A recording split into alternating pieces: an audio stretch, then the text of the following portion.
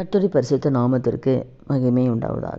இன்றைய வசனம் இறைமையா 30வது அதிகாரம் 8வது வசனத்தில், நான் அவன் நுகத்தை உன் கழுத்தின் மேல் இராதபடிக்கு உடைத்து உன் கட்டுகளை அறுப்பேன் என்று சேனைகளின் கர்த்தர் சொல்லுகிறார்.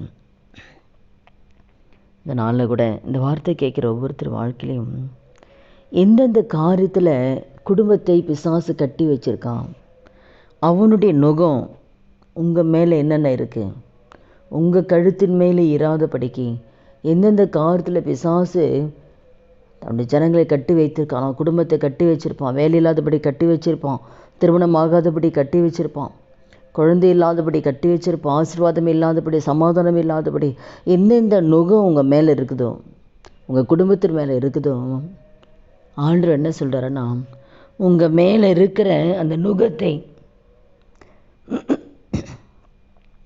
உங்கள் மேலே இருக்கிற அவனுடைய நுகத்தை உன் கழுத்தின் மேல் இராதபடிக்கு நான் உடைப்பேன். உங்கள் மேலே என்னென்ன நுகம் வச்சுருக்கான், என்ன வியாதின்ற நுகம் வச்சுருக்கானா, கடன் என்ற நுகம் வச்சுருக்கானா. நுகம்ன்றது அது ஒரு சுமை, பாரம். அப்போ என்ன பாரம் உங்கள் மேலே இருக்குது, அப்போ என்ன நுகமாக வச்சுருக்கான் உங்கள் கழுத்தின் மேலே, உங்கள் மேலே, உங்கள் குடும்பத்தின் மேலே, அதை நான் உடைப்பேன். கடன்ன்ற அந்த கட்டை உடைப்பேன், வியாதின்ற அந்த கட்டை நான் உடைப்பேன். குடும்பத்தில் சமாதானம் இல்லையா, எந்தெந்த காற்றுல ஜனங்களை, குடும்பத்தை, பிள்ளைகளை ஜெபிக்க முடியாதபடி கட்டி வச்சுருவோம், வேதத்தை வாசிக்க முடியாத கட்டி, அதுதான் உடைய வேலை. பிள்ளைகளோட வாழ்க்கையில், கர்த்தருடைய பிள்ளைகளோட வாழ்க்கையில் அவங்க நன்மையை பெற்றுக்கொள்ளக்கூடாது, ஆசீர்வாதத்தை பெற்றுக்கொள்ளக்கூடாது, எதுக்கு எப்படிலாம் அந்த தடை சார்பது தான் அவனுடைய வேலையை.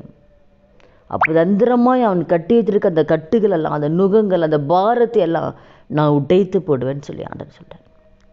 அந்த நுகம், அந்த சுமை, அந்த பாரத்தை நான் உடைப்பேன். அந்த பாரத்தை உடை விட்டு நான் எடுத்து போடுவேன். மேலே இருக்கிற அந்த நுகத்தை நான் உடைப்பேன். நீங்கள் சோர்ந்து போகாதீங்க. அவன் தந்திரமாய் வெளியில் தெரியாமையே மறைமுகமாக செயல்படுவான். பிசாசு எதிரில் வந்தாலும் நிற்க மாட்டான், நின்னெல்லாம் செய்ய மாட்டான். மறைமுகமாக தான் ஒவ்வொருத்தர் மூலம், மறைமுகமாய் குடும்பத்தில் இருக்கிற நபர்கள் மூலம் செயல்படுவான்.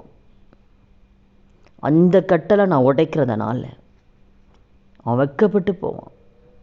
உங்கள் மேலே இருக்கிற பாரங்கள் எந்த பாரங்களாக இருந்தாலும் சரி, பிள்ளைகளை குறித்த பாரமாக இருக்கீங்களா, பிள்ளைகளுடைய வாழ்க்கை எப்படி இருக்கே, பிள்ளைகளுடைய எதிர்காலம் எப்படி இருக்கே,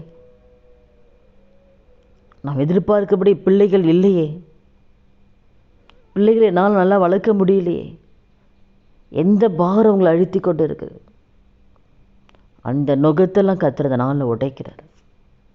அந்த பாரத்தில் கத்தர் எடுத்து போடுறார். எந்தெந்த காத்துக்கும் இருதயம் வேதனைப்பட்டு இருக்குது, பாரப்பட்டு கொண்டு இருக்குது, அந்த கட்டெல்லாம், அந்த நுகத்தெல்லாம் இந்த நாளில் உடைத்து, இந்த நாளில் ஆண்டவர் உங்கள் வாழ்க்கையில் ஒரு அற்புதத்தை செய்வார். உங்கள் கட்டுகள் நான் அறுப்பேன்னு சொல்லி சேனைகள் கர்த்தர் சொல்லுகிறார். அவருடைய வார்த்தையை விசுவாசிங்க. வசனம் மாறாது, வசனம் பொய் சொல்லாது.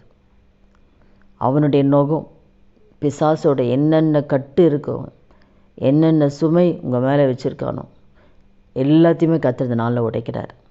இந்த நாளில் ஒரு முடிவை கர்த்தர் கொடுக்குறார்.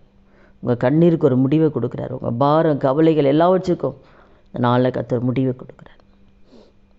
கர்த்தர் இன்றைக்கி உங்கள் கட்டை அறுக்க போகிறார். அதனால் சோர்ந்து போகாதீங்க. பல வருடமாக நீங்கள் கஷ்டப்பட்டு கொண்டு இருக்கலாம், ஆனால் இன்றைக்கி ஒரு அற்புதத்தை கர்த்தர் செய்து எல்லா கட்டுகளும் கர்த்தர் விடுதலை கொடுக்க போகிறார். ஆண்டவர் ஜெபிக்கலாமா? துதிகள் மத்தியில் வாசம் செய்கிற நல்ல தகப்பனே, இயேசு நாமத்தினுடைய சமூகத்தில் வருகிறோம்.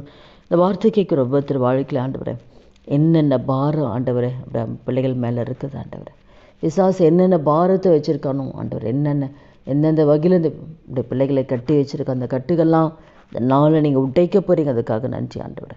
பிள்ளைகளுக்கு நீ கொடுக்க போகிற விடுதலைக்காக உங்களுக்கு கோடி ஸ்தோத்திரம். விடுதலை கொடுத்து பிள்ளைகளை ஆண்டவர் சந்தோஷத்தின் நாட்களுக்குள்ளே, சமாதானத்தின் நாட்களுக்குள்ளே கர்த்தர் நீ கொண்டு போகிற தயவுக்காக நன்றி. இயேசு கிறிஸ்து நாமத்தில் ஜெபிக்கிறோம் நல்ல பிதாவே, ஆமென்.